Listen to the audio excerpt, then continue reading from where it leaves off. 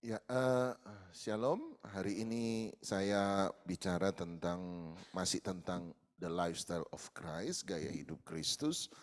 Kita sudah membahas banyak dan hari ini saya mau bicara tentang gaya hidup Kristus. Salah satu adalah sonship, keanakan.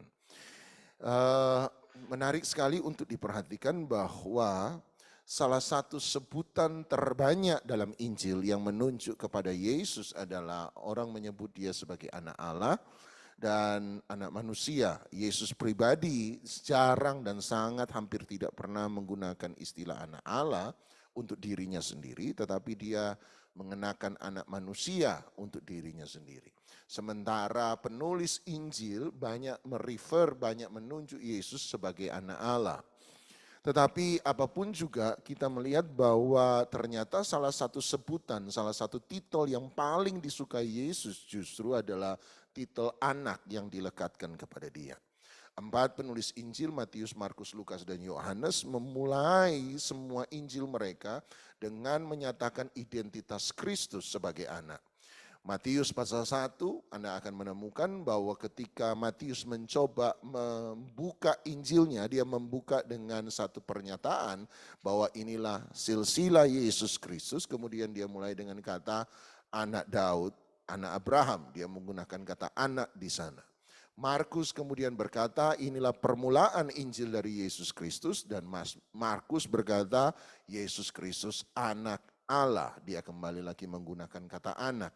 Lukas kemudian bicara tentang kelahiran Kristus dan ketika dia memulai dengan kisah kelahiran Kristus Lukas pasal 1, dia bicara tentang Gabriel yang datang kepada Maria dan Gabriel berkata itu sebabnya dia akan disebut, bicara soal Yesus, dan Gabriel berkata anak Allah yang maha tinggi dan dia akan disebut kudus, anak Allah. Kembali lagi kita menemukan kata anak di sana.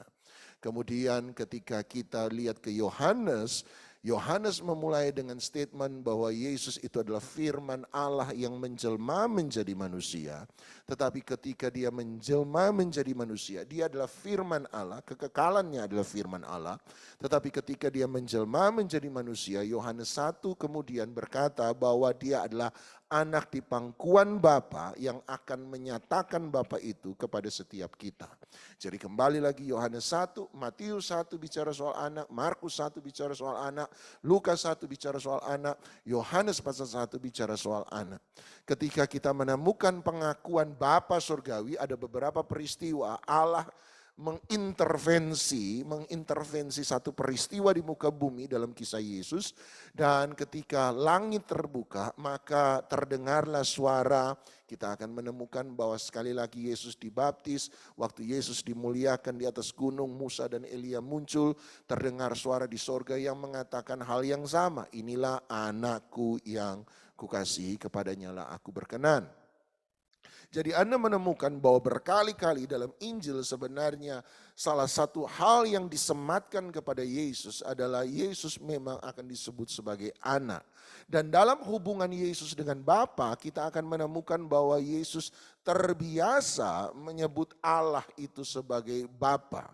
Bahkan ada beberapa peristiwa ketika dia memanggil Allah itu sebagai Bapa, itu menimbulkan kemarahan yang cukup besar kepada ahli Farisi, ahli Taurat, dan mereka mengatakan bahwa Yesus seakan-akan menyamakan dirinya dengan Allah itu sendiri, sebab dia berasal dari Allah dan Allah adalah Bapanya. Anda menemukan bahwa Yesus mengalami kemarahan, salah satu penyebab kemarahan ahli Taurat terhadap Yesus adalah pernyataan Yesus sebagai Bapa, sebab Allah sebagai Bapa, sebab memang pada zaman Yesus jarang dan sangat jarang akan menemukan catatan bahwa orang Yahudi menyebut Allah sebagai Bapa. Orang Yahudi mengakui Allah adalah Bapa sebagai pencipta. Tetapi orang Yahudi jarang menggunakan sebutan Bapa kepada Allah itu sendiri. Mereka akan mudah untuk berkata dia adalah Bapa seluruh alam semesta, pencipta alam semesta. Tetapi sangat jarang untuk mengatakan bahwa Allah pencipta alam semesta adalah Bapakku, itu sangat jarang. Hampir tidak pernah ada catatan, ada tetapi tidak banyak, sangat sedikit. Catatan bahwa pada zaman sampai zaman Yesus, orang Israel, orang Yahudi menyebut Allah dengan istilah Bapa. Setelah itu, setelah zaman Yesus, kita akan menemukan ada banyak catatan dari orang-orang Yahudi yang menyatakan Allah sebagai Bapa. Tetapi sebelum peristiwa itu akan sangat jarang ada catatan-catatan yang menyebut Allah sebagai Bapa. Jadi Yesus merepresentasikan Allah sebagai Bapa dan dirinya sebagai anak. Bahkan doa yang diajarkan, doa yang terkenal adalah Bapa kami yang di sorga, dikuduskanlah namamu. Kemudian kita menemukan di akhir dari doa Bapa kami, dia berkata sebab engkaulah yang punya kerajaan dan kemuliaan dan kuasa untuk selama-lamanya. Jadi pengenalan kita dengan Allah nomor satu, Yesus mengajarkan pengenalan kita dengan Allah dimulai dari pengenalan dia sebagai Bapa, walaupun kemudian kita akhiri dengan pengenalan dia sebagai Raja. Betul Allah itu Raja atas segala Raja. Tetapi pengenalan kita, perjumpaan kita dengan dia nomor satu selalu dimulai dengan Allah sebagai Bapa. Itu yang saya percaya, selalu dimulai dengan pengenalan Allah sebagai Bapa. Oleh sebab itu sonship keanakan Kristus menjadi warna yang unik dalam apa yang dikatakan oleh apa yang dimunculkan dan dinyatakan oleh Yesus. Bahkan ketika dia bicara soal baptisan, baptisan adalah kembali lagi, baptisan adalah bicara tentang hubungan kita dengan Allah sebagai Bapa. Ingat Matius 28 dia berkata, jadikan semua bangsa muridku. Bagaimana caranya menjadikan semua bangsa muridnya Tuhan? Dia berkata, baptiskanlah mereka, pergilah dan baptiskanlah mereka.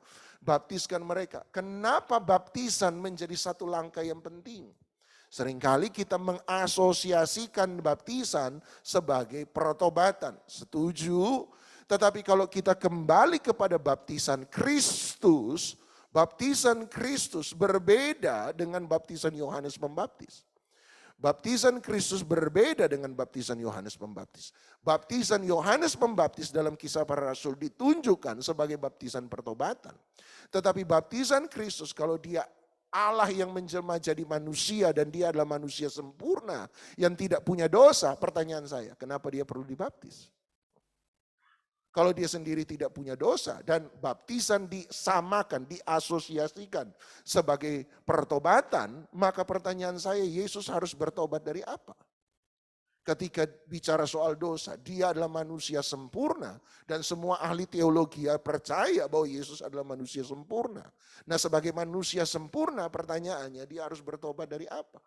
Baptisan Yesus berarti menjadi baptisan yang unik sebab baptisan Yesus menurut saya sama seperti tadi saya sempat sebut, ketika dia dibaptis langit terbuka, turunlah Roh Kudus dalam rupa burung merpati. Roh Kudus bukan burung merpati.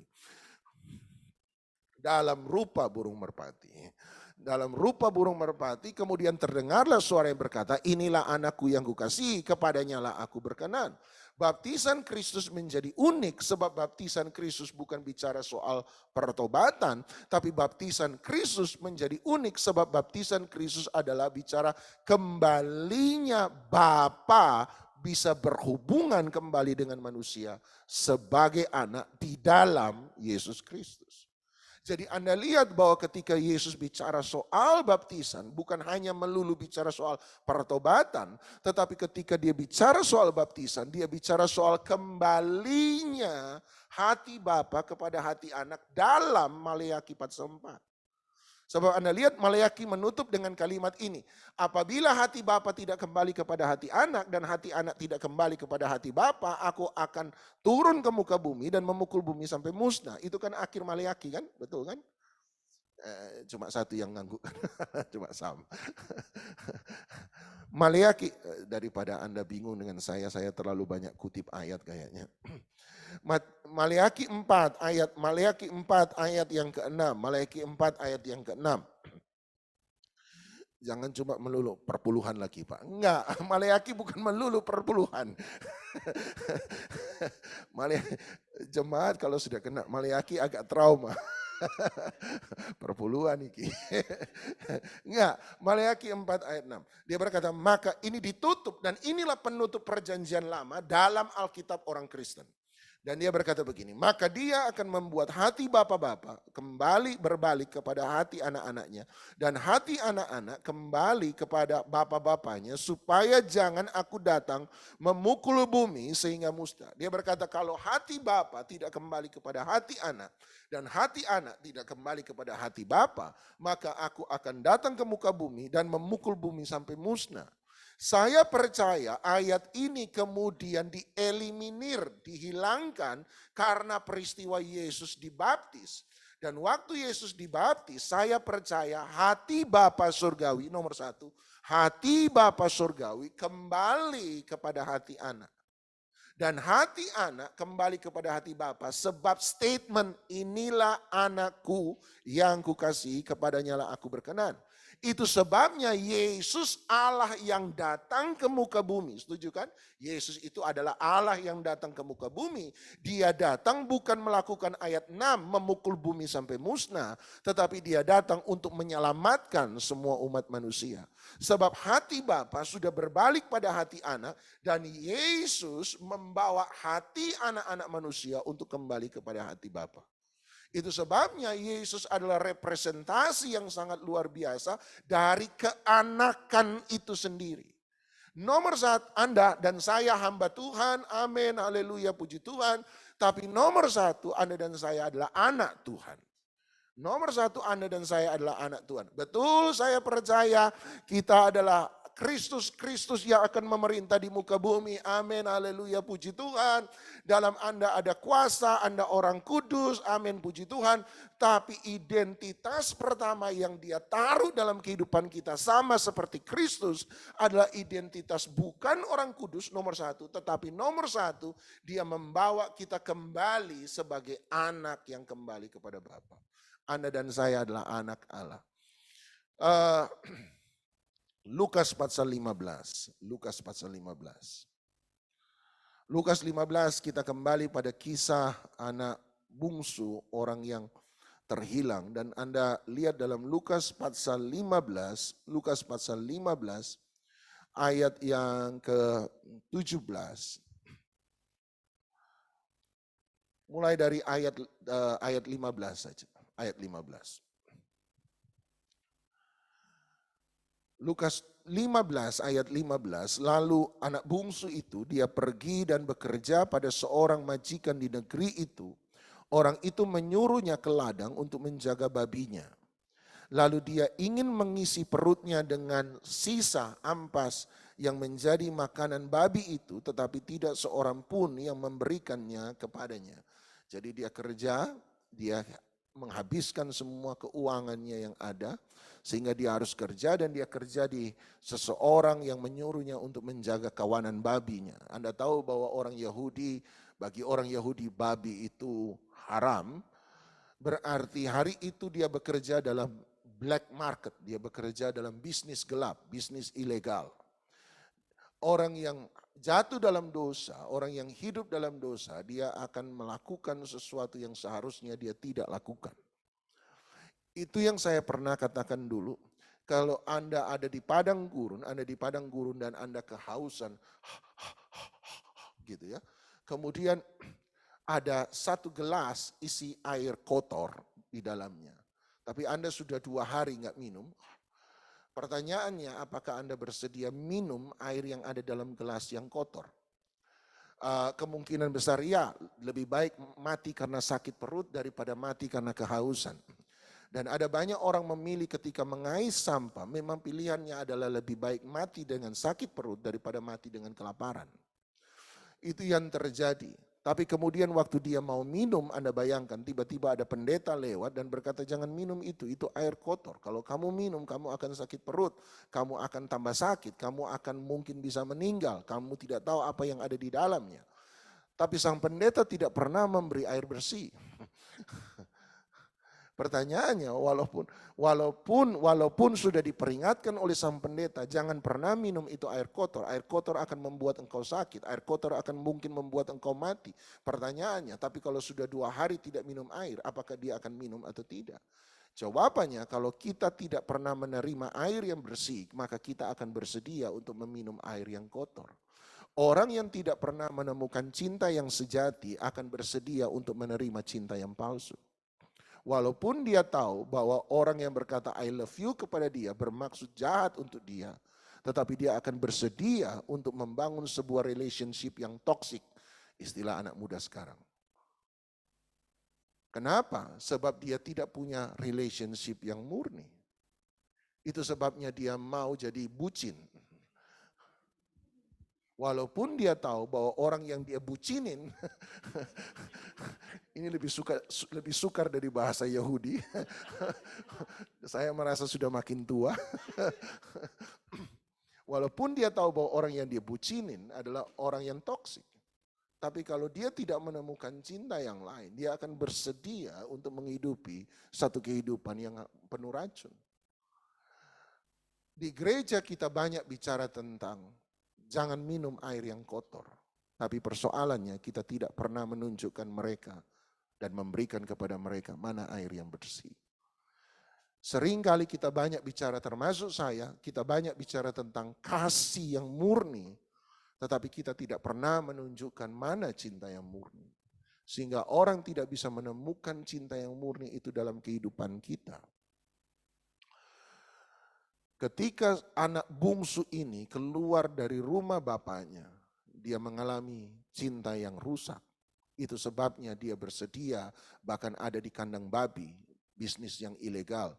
Dan Alkitab berkata dia ingin makan ampas, ampas berarti sisa, dia ingin makan sisa makanan babi. Dia ingin mengisi perutnya dengan ampas yang menjadi makanan babi. Jadi sisa makanan babi diberikan pada babi. Yang menariknya adalah babi bisa makan, dia tidak bisa makan. Artinya harga dirinya lebih rendah daripada harga babi. Orang lebih memberhalakan uang lebih daripada segala-galanya, daripada melihat arti kehidupan manusia. Oleh sebab itu, uang menjadi lebih berharga daripada manusia. Bahkan manusia dinilai dengan mata uang. Makanya ada trafficking, penjualan manusia, di mana orang diperjualbelikan. Makanya ada, kalau kita lihat orang kaya, kita anggap dia bernilai, berharga. Kita lihat orang miskin, kita anggap dia tidak bernilai dan berharga. Itulah dunia di mana manusia jatuh dalam dosa. Mari kita terus. Lalu dia menyadari keadaan, waktu dia menjadi lapar, lalu dia menyadari keadaannya, katanya betapa banyaknya orang upahan Bapakku yang berlimpah-limpah makanannya, tetapi aku di sini mati kelaparan. Alkitab saya suka ayat 17. Ayat 17 buat saya itu sangat penting. Lalu dia menyadari keadaannya. Perubahan dalam hidup manusia, kita pernah belajar, perubahan dalam hidup manusia terjadi bukan karena orang lain bilang dia bodoh. Tetapi perubahan dalam hidup manusia terjadi ketika dia bisa bilang dirinya sendiri, saya bodoh. Saya tidak akan berubah kalau guru saya misalnya atau seseorang bilang atau Sam bilang sama saya, Pak Doni bodoh. Saya tidak akan berubah kalau Sam bilang saya bodoh. Saya hanya bisa berubah kalau saya bilang diri sendiri, saya memang bodoh. Makanya saya berkata berkali-kali, kita tidak akan pernah bisa menolong orang yang tidak mau ditolong. Dan kita tidak akan pernah bisa mengubah orang yang tidak mau mengubah. Nomor satu, sebelum orang itu berubah, dia harus sadar bahwa dia perlu berubah. Kejujuran adalah awal dari sebuah pemulihan. Edwin Lewis Cole, pria sejati dan wanita sejati. Dia sadar, dari mana dia sadar? Alkitab berkata sebab dia lapar. Perut dan dompet seringkali menjadi motivasi perubahan terbesar dalam hidup seseorang. Makanya saya temukan kalau ada orang kaya tidak bisa bertobat, biasanya tidak mau bertobat. Biasanya mereka akan mengalami 3 hal. Saya tidak bilang ini pasti, tapi saya sudah lihat ini berkali-kali. Nomor 1, kalau orang kaya tidak mau bertobat, biasanya kalau tidak mau bertobat, nomor 1 dia akan mengalami masalah yang uangnya tidak bisa tolong. Masalah keluarga, uang tidak bisa tolong. Dia mengalami sesuatu yang uang tidak bisa tolong. Sakit penyakit, uang tidak bisa tolong. Yang kedua, dia akan sakit sedemikian rupa sampai dokter angkat tangan. Yang ketiga, dia bangkrut. Kenapa? Sebab persoalan, makanya masalah perut, masalah dompet akan menjadi motivasi bagi seseorang untuk berubah. Manusia itu sukar disuruh berubah ketika dia merasa dia punya segala-galanya. Anak bungsu mengalami hal sama, dia mau berubah, dia hanya mau berubah ketika dia mengalami rasa lapar. Dan perubahan itu terjadi ketika ayat 17 berkata dia menyadari keadaannya. Kata menyadari, bahasa Inggris berkata bagus sekali, dia berkata and he come to himself, dia datang kepada dirinya sendiri. Loh, berarti selama ini dia bukan dirinya sendiri. Kapan ini terjadi? Kapan? Nanti Anda baca ayat 18, sebentar kita akan lihat. Kapan sesungguhnya dia itu bukan menjadi dirinya sendiri? Kapan? Nah kalau Anda baca kemudian tiba-tiba dia berkata betapa banyaknya orang upahan Bapakku yang berlimpah-limpah makanannya tetapi aku di sini mati kelaparan. Ayat 18, aku akan bangkit dan pergi kepada Bapakku dan berkata kepadanya, Bapa aku telah berdosa terhadap sorga dan terhadap Bapa. Ayat 19, aku tidak layak lagi disebutkan anak Bapa, jadikanlah aku sebagai salah seorang upahan Bapakku. Anda lihat kapan sesungguhnya anak itu mengalami perubahan dalam identitasnya. Dosa bukan sekedar kesalahan moralitas. Dosa bukan sekedar kesalahan moralitas. Dosa adalah perubahan identitas. Sekali lagi, dosa bukan sekedar kesalahan moralitas. Dalam dosa ada kesalahan moralitas. Tetapi dosa itu sendiri bukan kesalahan sebuah moralitas. Dosa itu sendiri adalah perubahan dalam sebuah identitas.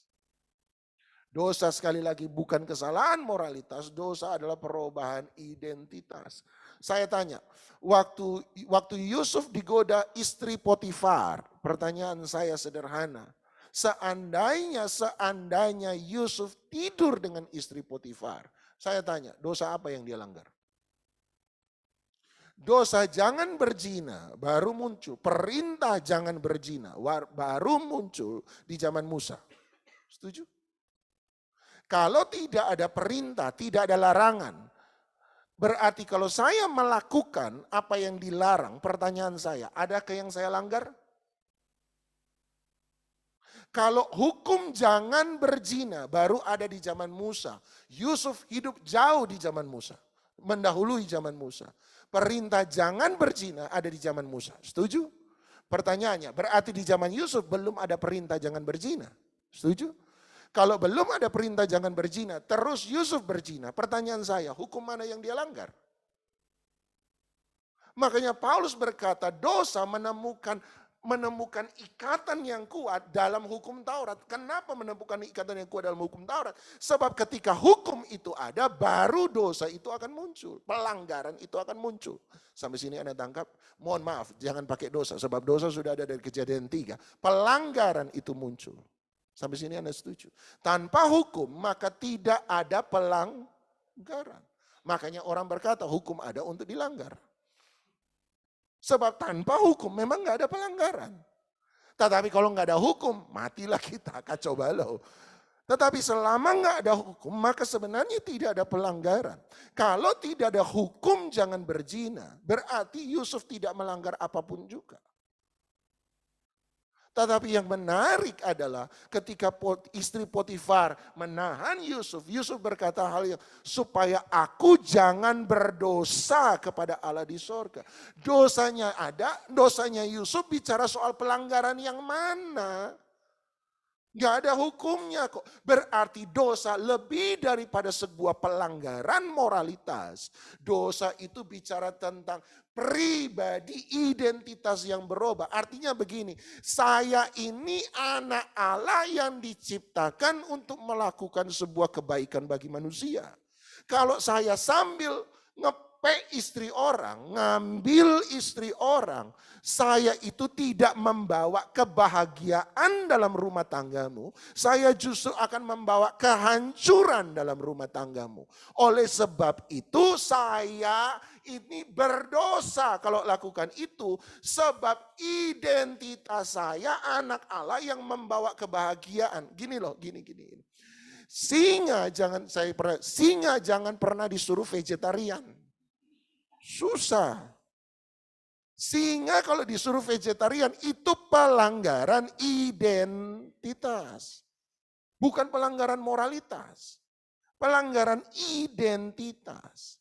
Kita ini anak raja di atas segala raja. Tapi hidupnya seperti pengemis. Ketika anak raja di atas segala raja hidup bagaikan pengemis, itu pelanggaran identitas. Kalau ada Pangeran Charles dari Inggris datang ke Indonesia di Surabaya di VOW, tolong jangan dibawa di warung sebelah. Itu pelanggaran identitas.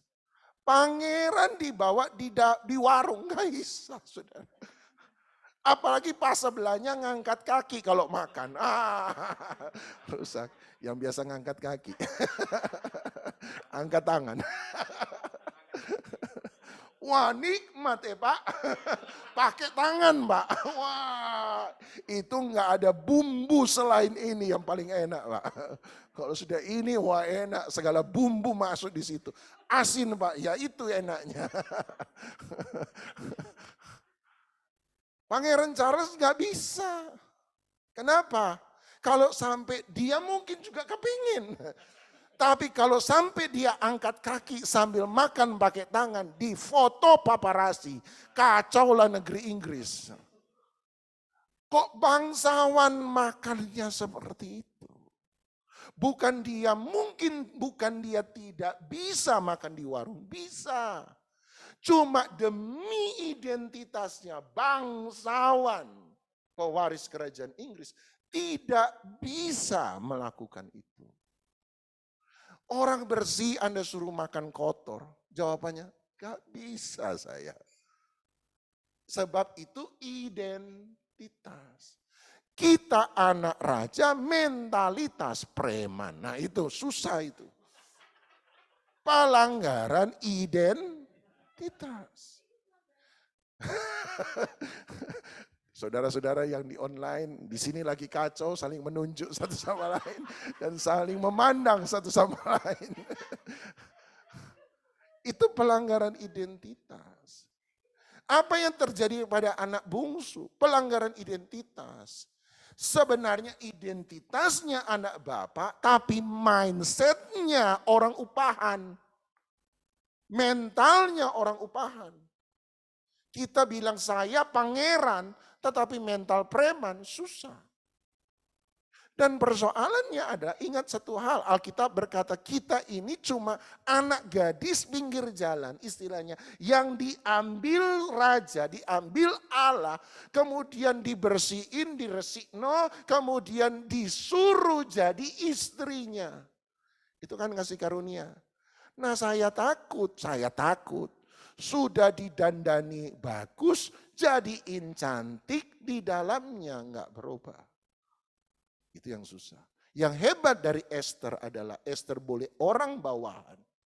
Tetapi ketika didandanin, dia temukan bukan hanya di luarnya yang didandan, di dalamnya juga didandan. Itu hebatnya dari Esther. Jadi mari yuk jangan sampai anak bungsu kapan dia? Iya sebab mentalitasnya. Pertanyaannya adalah kenapa dia memilih keluar dari rumah bapak? Sederhana, sebab mentalitasnya walaupun identitasnya anak, tapi mentalitasnya orang kerjaan. Yang penting dapat uang, kaya sedikit banyak, keluar. Ciao. Saya mau senang-senang. Saya mau happy-happy. Kenapa? Emangnya di rumah bapak kamu gak bisa senang? Emangnya di rumah bapak kamu gak bisa happy? Emangnya di rumah bapak kamu gak bisa bahagia? Ya sederhana, sebab merasa tertekan. Kenapa merasa tertekan? Bukankah bapak itu kemudian pada anak sulung berkata, semua yang aku miliki sesungguhnya engkau pun punya. Apakah kamu gak bisa menikmati itu semua? Jawaban anak bungsu mungkin gak bisa menikmati, makanya saya pilih keluar. Ya kenapa kamu gak bisa nikmati? Sebab kamu pikir kamu ini orang upahan, karyawan. Identitasnya anak, tetapi mentalitas karyawan. Selalu hitungan terus sama bapak. Itu yang susah, makanya dia pilih keluar. Ketika dia keluar dari rumah, yang terjadi adalah dia tidak menjadi dirinya sendiri. Sampai mau balik kalau Anda baca terus, dia mau ngomong sama Bapak, jadikan aku orang upahanmu. Anda bacakan, Bapak berkata nanti dia tidak hiraukan sama sekali. Sebab bagi dia apapun yang terjadi dalam hidupmu, Anda tetap anaknya. Anda tetap anaknya. Mari yuk punya sonship, dan buat saya semua yang Yesus lakukan, dia lakukan atas dasar satu identitas yang tidak akan pernah berubah. Identitas seorang anak. Diupah, tidak diberi upah, digaji, tidak diberi gaji. Dia tetap senang. Anak. Anak itu kalau kerja di perusahaan bapaknya, gajinya boleh kecil, warisannya yang gede. Karyawan gajinya boleh besar, tapi nggak dapat warisan. Kita ini seringkali hitungan sama Tuhan. Berarti gampang, mentalitas karyawan, bukan anak. Perusahaan anak itu ngerti, perusahaan ini berhasil, itu toh demi keuntungan saya juga. Perusahaan ini gagal, itu akan merugikan saya. Dan Yesus usia 12 tahun dia bilang apa? I am in my father business. Aku ada dalam pekerjaan Bapakku. Dan dia melakukan itu dengan segenap hati sebab dia tahu satu hal. Kemuliaan Allah justru akan membuat dia juga dimuliakan bersama-sama dengan Allah. Mentalitas anak. Hari ini manapun Anda berada, jadi anak yuk. Kenapa Saul berbeda dengan Daud? Buat saya sama. Saul mentalitas karyawan. Daud itu ketika mau diambil kerajaan, Saul ketika mau diambil kerajaan, dipertahankan baik-baik. Kalau bisa siapa yang merebut dia bunuh. Dia waktu lihat Daud jadi ancaman, Daud mau dibunuh. Sampai anaknya sendiri Yonatan mau dia bunuh. Sebab mentalitas karyawan mempertahankan semua yang dia miliki. Daud beda ketika kerajaannya mau diambil. Dia bilang silakan ambil. Cuma satu yang Daud takut. Jangan ambil rohmu daripadaku. Sebab dia tahu Alkitab berkata roh itulah yang membuat kita berseru kepada dia. Ya Aba, ya Bapa. Daud itu anak yang pantasnya Tuhan senang sama Daud. Sebab Daud ketika diambil, gak apa-apa. Tapi satu yang kamu jangan ambil. Jangan ninggalin aku Papa. Papa, sudah buat dosa, udah dihukum. Tapi tetap lihat bapaknya dan berkata, gak apa-apa. Yang penting kamu tetap Papaku. Mari yuk. Seringkali kita lebih mementingkan apa yang kita miliki dunia. Lebih daripada identitas kita. Yesus sampai akhir, dia cuma berseru satu seruan. Bapakku, Bapakku, jangan tinggalkan aku. Cuma satu. Papa. Semua ketaatan Yesus lahir dari identitas dan pengenalannya. He is the Son of God. Dia adalah anak Allah. Dan kabar baiknya, bukan cuma Yesus anak Allah. Kita semua anak-anak Allah. Mari kita datang pada Dia. Tuhan inilah yang ku mau. Kau menjadi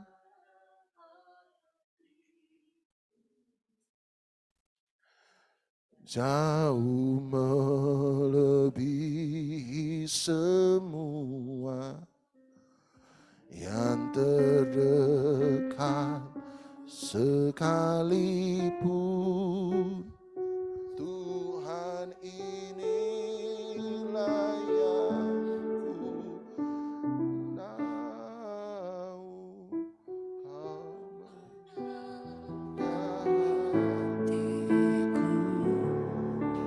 Supaya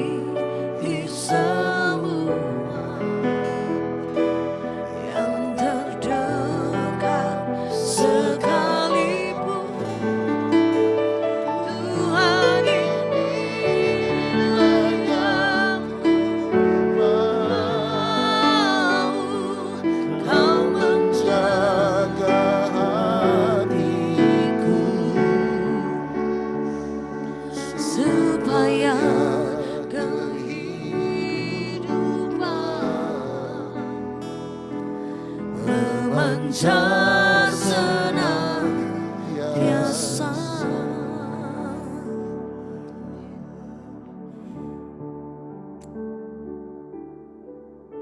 Yesus mati di atas kayu salib, bahkan dia mati sebagai seorang anak yang taat kepada Bapaknya. Dia tidak pernah mati sebagai seorang karyawan yang taat pada Bapaknya, tapi dia mati sebagai anak. Anak yang taat kepada Bapaknya. Itu sebabnya kepala perwira, penjaga salib Kristus, ketika Yesus mati dan melihat kematian Kristus, hanya ada satu orang yang bukan Yahudi menariknya, bukan Yahudi. Justru orang yang bukan Yahudi, kepala penjaga, yang berkata, sungguh dia inilah anak Allah. Anda lihat, justru butuh orang seringkali yang di luar orang percaya untuk mengenali bahwa ini bukan karyawan yang mati. Ini bukan orang yang diupah yang mati. Tapi ini adalah anak yang mati. Saya merasa bahwa kepala penjaga itu melihat bagaimana Yesus berseru, mungkin Eli, Eli lama sabatani, Bapakku, Bapakku. Dan satu-satunya 7 perkataan salib Kristus yang menghancurkan hati setiap orang menurut saya adalah ketika dia menangis dan berkata, Eli, Eli lama sabatani, Allahku, Allahku, Bapakku, Bapakku, mengapa engkau meninggalkan aku?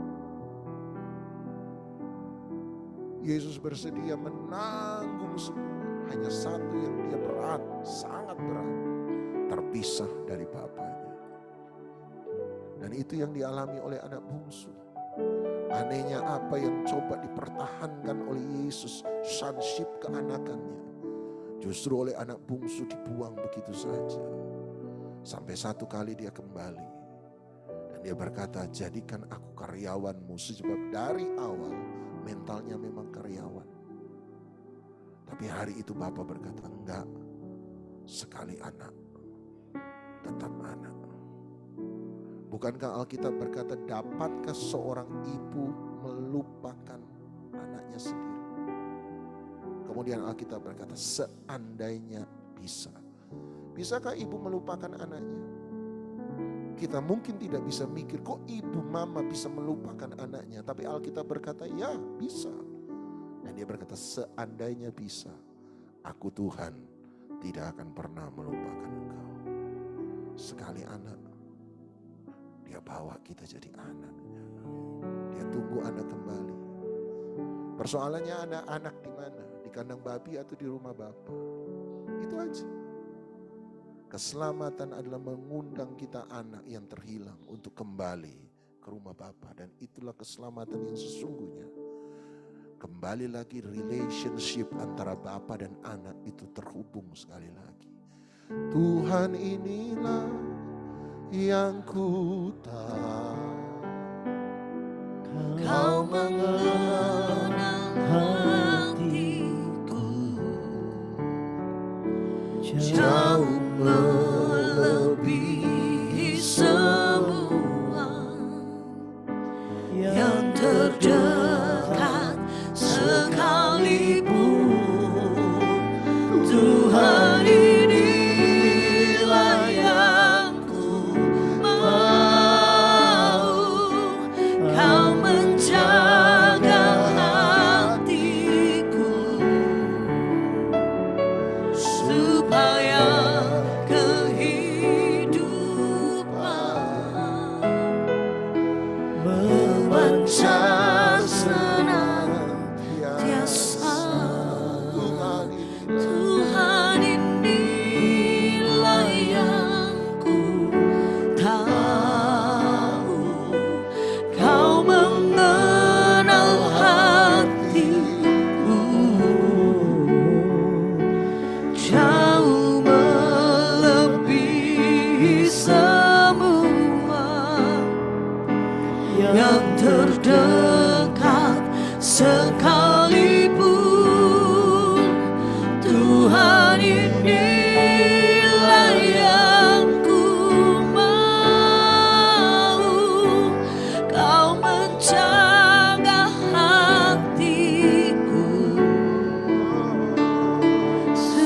supaya kehidupan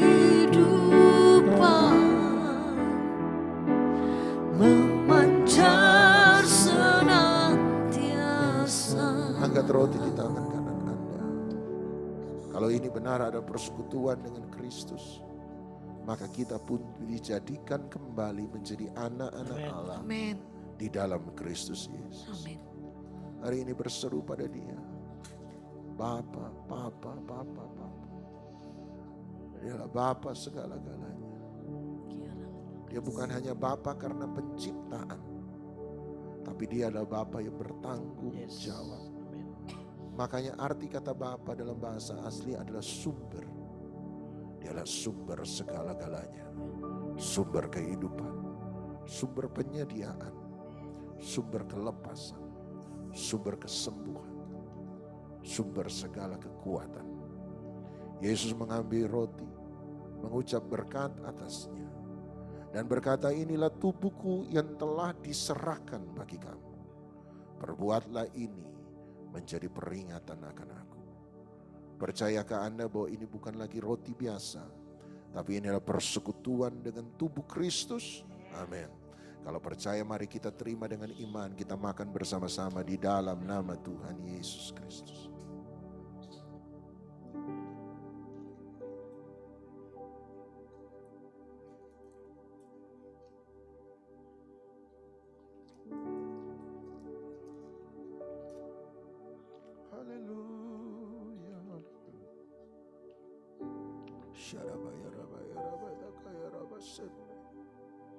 Haleluya.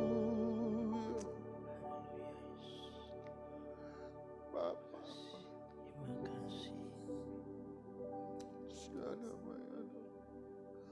Yesus mengambil cawan anggur, mengucap syukur atasnya, dan berkata, inilah darahku, darah perjanjian baru yang telah ditumpahkan untuk pengampunan dosa semua manusia. Percayakah Anda bahwa ini bukan lagi cawan anggur biasa, tapi ini adalah persekutuan dengan darah Kristus? Kalau percaya, mari kita minum dengan iman. Kita minum bersama-sama di dalam nama Tuhan Yesus. Haleluya. Hanya dekat kasih-Mu Bapa, jiwaku tenang, Engkau menerimaku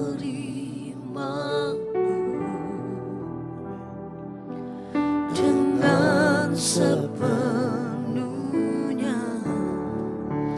walau dunia melihat rupa, namun Kau memandangku sampai ke dalam hatiku.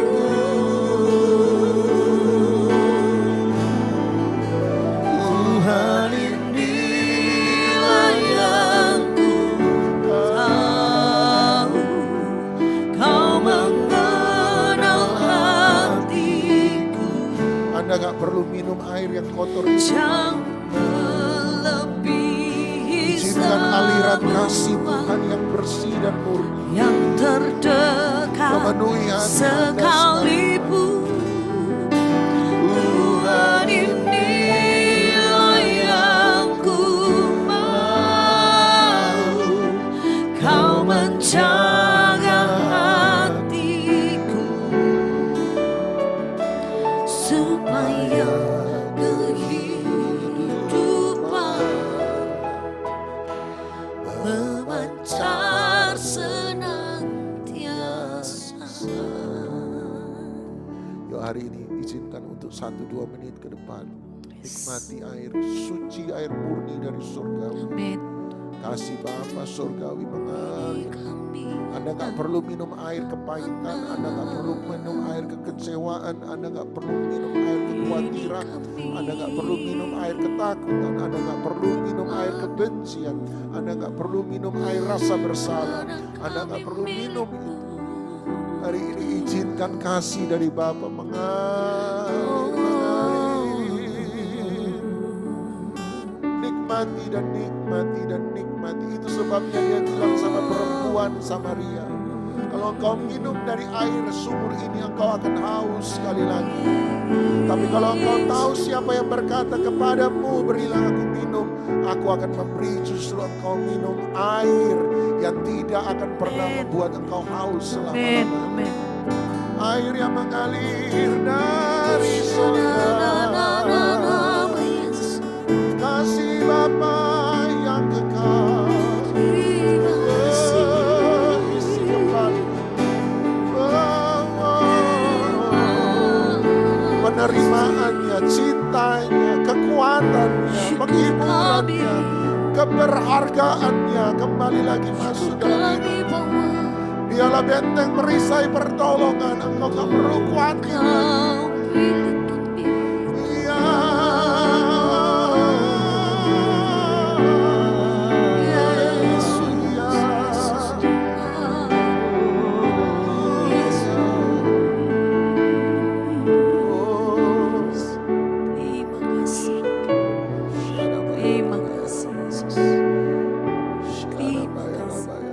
Mari kita angkat kedua tangan kita dan terimalah berkat daripada Allah Bapa, cinta kasih sayang dan syafaat daripada Tuhan Yesus Kristus, persekutuan, penghiburan, kekuatan, sukacita, damai sejahtera, kemenangan, hikmat, wahyu, urapan daripada Roh Kudus menyertai kita sekalian, menjadikan kita terang di tengah-tengah kegelapan, garam di tengah-tengah ketawaran, kesaksian bagi mereka yang terhilang, penghiburan bagi mereka yang meneteskan air mata, menjadikan kita kekuatan bagi mereka yang lemah dan berkat bagi mereka yang membutuhkan.